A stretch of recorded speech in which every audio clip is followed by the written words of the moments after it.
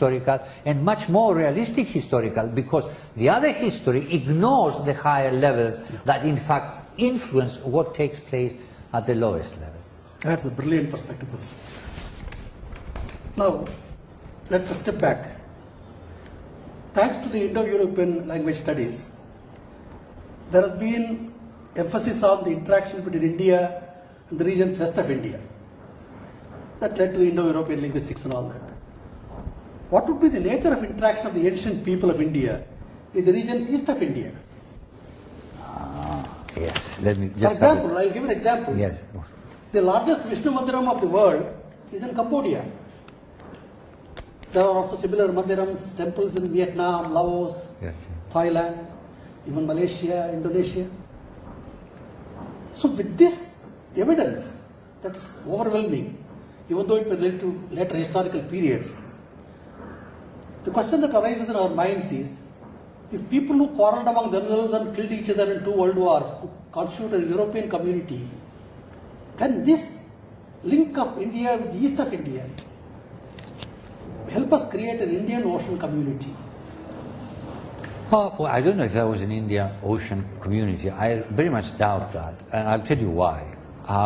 Because really, although there is mention of trade, and there is mention of sending people abroad, there's only one reference to Nava Samudriya, you know. Oh, I'm not on the Vedic period at all. I'm talking about subsequently. Subsequently. There's no doubt about it. You've got Buddhism scattered all over Asia. I mean, you don't need anything else to prove that the Indians traveled abroad, or at least Indian ideas traveled abroad. Certainly. You also have Sanskrit moving into Southeast Asia, because a lot of the Southeast Asian languages in Malaysia, Indonesia, Cambodia and so on, have words of Sanskrit. I mean, the word buddhi, for instance, discrimination and so on, you find buddhi in these languages, arga, price, you find it in these languages and so on. There are many. There have been studies have been made and they have been collected, and we do know for certain what has happened. Yes, the Indians spread eastward, southward, and they certainly, some of them, spread westward. The best example being the Iranians. Doctor, in the course of our discussion, we talked about the Dravidian. I have specific questions to ask on that issue. What type of researches and studies must be done to understand the nature of interactions among the Indian people of the subcontinent, say between the so-called Dravidian areas and the people of the Saraswati Valley or Gangetic Valley? Yes. Were they all completely isolated, or were there interactions? No, I think there must have been an interaction. You can't. People don't live in tight compartments. You have disgruntled people who want to move away from the main body of their own people.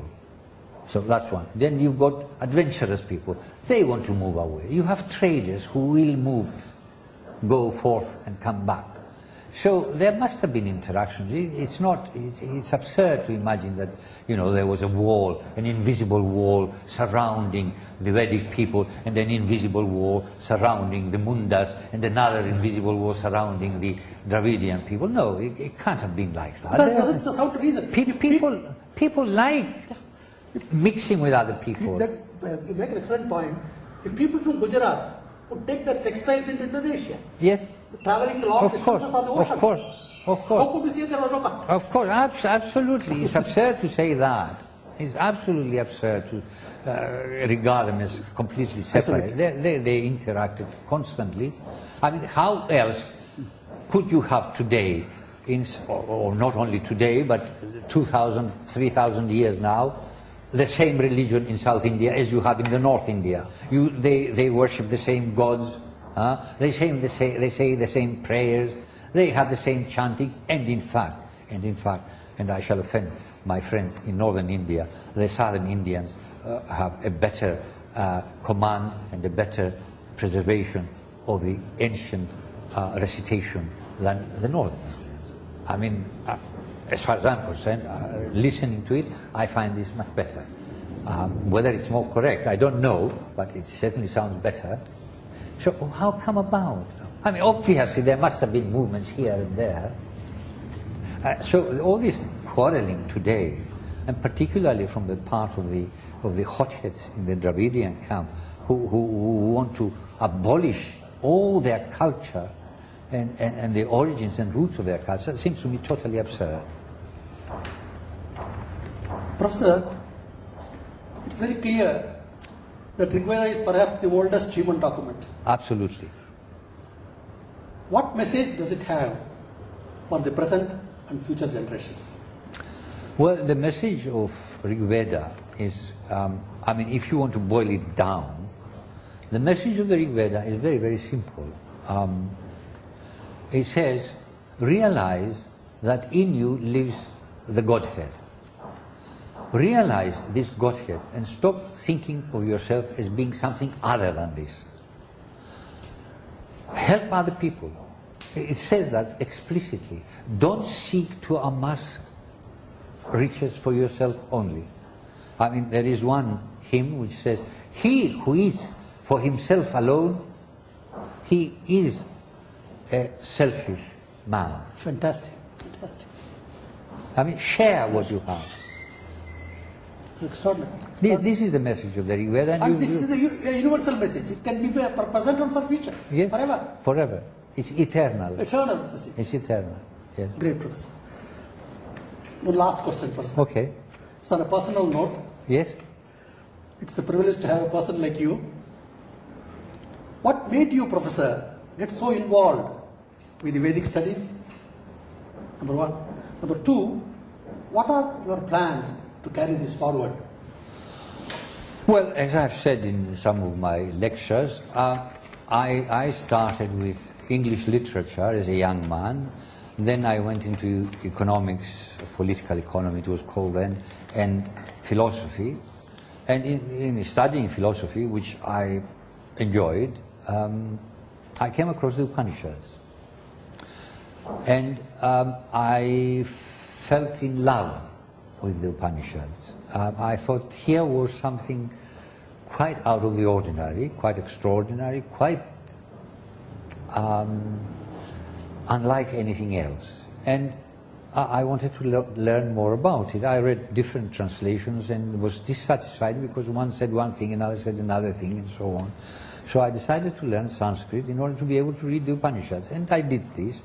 I got carried away by the other beauties of Sanskrit languages, like the dramatic works of Kalidasa and so on, Dandin and Harsha and the other great writers of Sanskrit.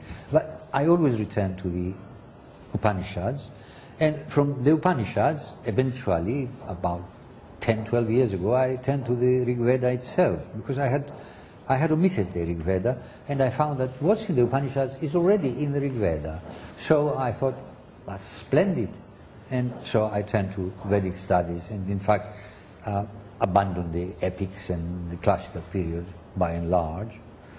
The future is really to promote the basic message of the Vedic tradition, which is this unity and this opening out to the unity of mankind and the unity of man with God, and to promote this as much as possible. And so we decided, as you know, we found some rich patrons who are prepared to spend money and bring out this journal, which we decided to call Vedic Venues, Journal of the Continuity of Vedic Culture. And we'll push that, plus also the booklets that we thought we'd publish with Aditya Prakashan, and of course give lectures wherever people want to listen, speaking about these matters. This journal will be open for contributions from all scholars from all disciplines? From all disciplines, so long as they are somewhat related to the Vedic tradition. I mean, we don't want people writing about Muslim ideas. I mean, if they are related to the Vedic tradition, if they find parallel thoughts in Islam, in the Quran, that a parallel to the Rig Veda, certainly we will publish that. Yes, there's nothing, no holds barred. Thanks a lot, Professor. It's a great pleasure to meet a person like you. Thank you very much. Thank you. Thank you.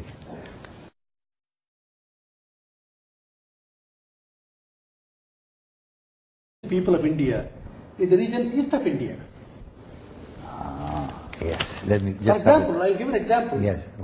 The largest Vishnu Mandiram of the world is in Cambodia. There are also similar mandirams, temples in Vietnam, Laos, quarreled among themselves and killed each other in 2 world wars to constitute a European community. Can this link of India with the east of India help us create an Indian Ocean community? Oh, well, I don't know if that was in India. Thailand, even Malaysia, Indonesia. So with this evidence that is overwhelming, even though it may relate to later historical periods, the question that arises in our minds is, if people who historical and much more realistic historical, because the other history ignores the higher levels that in fact influence what takes place at the lowest level. That's a brilliant perspective, Professor. Now, let us step back. Thanks to the Indo-European language studies, there has been emphasis on the interactions between India and the regions west of India. That led to the Indo-European linguistics and all that. What would be the nature of interaction of the ancient